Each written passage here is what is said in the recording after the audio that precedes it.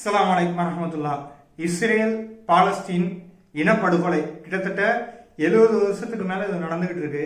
குறிப்பா கடந்த 2 ஆண்டுகள் கிட்ட இதை நம்ம சமூக வலைதளங்கள்லையும் நியூஸ் மீடியாக்கள்லையும் தொடர்ச்சியா பார்த்துக்கிட்டே வரோம். ஒரு வருட ரமதான்லையும் அதிகப்படியான தன்னுடைய தாக்குதலை இஸ்ரேல் ராணுவம் பாலஸ்தீனத்து மக்கள் மேல நடத்திக்கிட்டு இருக்கு. அதன் தொடர்ச்சியா இந்த வருஷமும் எந்த விதமான குறையும் வைக்காம இஸ்ரேல் ராணுவம் பாலஸ்தீன மக்கள் மேல நடத்துனுச்சு.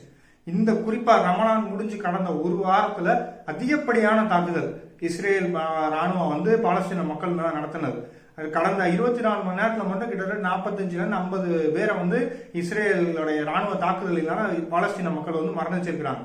குறிப்பா இன்னைக்கு காலையில குடியிருப்பு பகுதியில ஏற்படுத்தின தாக்குதலினால 19 நபர்கள் மரணிச்சிருக்கிறாங்க. இன்னும் இடிபாடுகளுக்குள்ள பல மக்கள் சிக்கி இருக்கிறாங்க.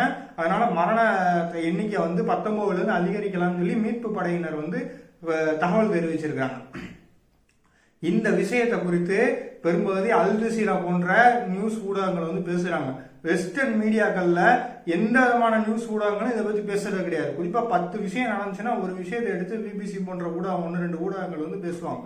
நேஷனல் மீடியாக்கள், நம்ம இந்தியாவுடைய நேஷனல் மீடியாக்கள் ஒரு வாரத்தை பேசுறது இல்லை. அதையும் தாண்டி பேசினா வெஸ்டர்ன் மீடியாக்கள்ல என்ன வருதோ அதை காப்பி பேஸ்ட் பண்றது. வெஸ்டர்ன் மீடியா என்ன சொல்லும், அமெரிக்கா என்ன சொல்லுதோ அதை அப்படியே சொல்றது.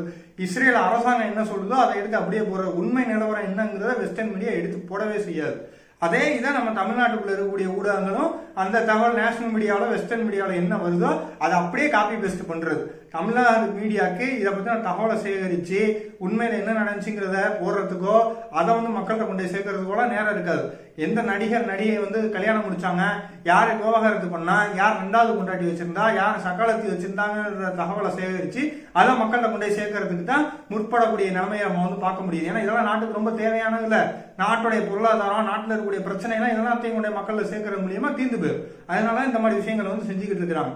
அவங்க மீடியாக்கள் ஒரு புறம் இருந்தாலும் நமக்கு இந்த மாதிரி தகவல்களை தெரிஞ்சு அதற்கு நம்ம அல்லாஹ்விட்ட அதிகமா கையாளணும். யா அல்லாஹ், அந்த மக்களுக்கு கிட்டத்தட்ட ஒரு மாதத்துக்கு மேல போதுமான உணவு இல்லை, தேவையான அளவு மருத்துவ வசதி இல்லை, இருக்கிறதுக்கு இடம் இல்லை பாதுகாப்பா.